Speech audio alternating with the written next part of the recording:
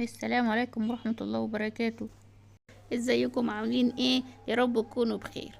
انا في الفندق زي ما قلت لكم قبل كده، ودلوقتي رايحين الصبح بدري للفطار. طبعا الفطار بوفيه مفتوح زي ما احنا شايفين، في كل الاشكال والانواع بقى والحاجات، كل واحد عايز حاجة هيلاقيها. مفيش حد يعني من الناس اللي معايا فكر في حاجة وما لقاهاش، اشكال والوان زي ما انتوا شايفين.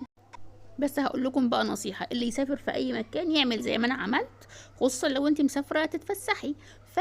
فاختاري بس في الفطار بس في الفندق، وبقية الوجبات خديها من بره، لانك انت مش هتبقي متواجدة في الفندق كل الوجبات. فاحسن ليكي ان انت تختاري الفطار بس، وبقية اليوم تاكلي من بره في الاماكن اللي انت تتفسحي فيها. زي ما انتم شايفين طبعا الفاكهة وكل المعجنات وكل الحاجات موجودة قدامنا اهي. طلعنا بعد الفطار بقى، اللي عايز ينزل البسين قعد شوية في البسين. الدنيا كانت فاضية برضو الصبح، ما كانش فيه زحمة. وبعد كده بقى ريحوا شوية وانطلقنا لفين؟ ليه؟ عند برج خليفة. طبعا مفيش حد بيروح دبي ما بيروحش عند برج خليفة يتصور هناك ويقف هناك. فروحنا عند برج خليفة.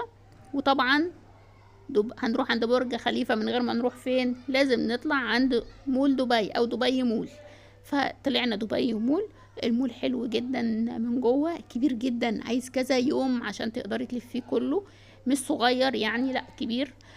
في كل بقى المحلات هناك، اللي انت عايزه تشتريه هتشتريه.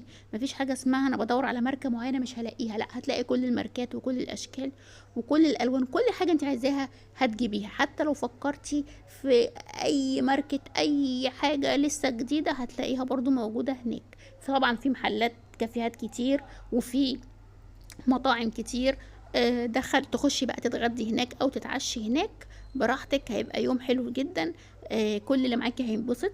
لو انت رايحه معاكي اطفال او كبار او صغيرين، كلهم هينبسطوا في المكان هناك، وهيحسوا ان هما فعلا مستمتعين بالمكان. زي ما انتم شايفين الفيديو اهو، انا بحاول بس ما اطولكوش الفيديوهات عشان ايه متبقاش فيديوهات طويله وتزهقوا كده. فيديوهات بحاول اجيب لكم لقطات مختصره بس عن ايه، عن المكان اللي انا روحته.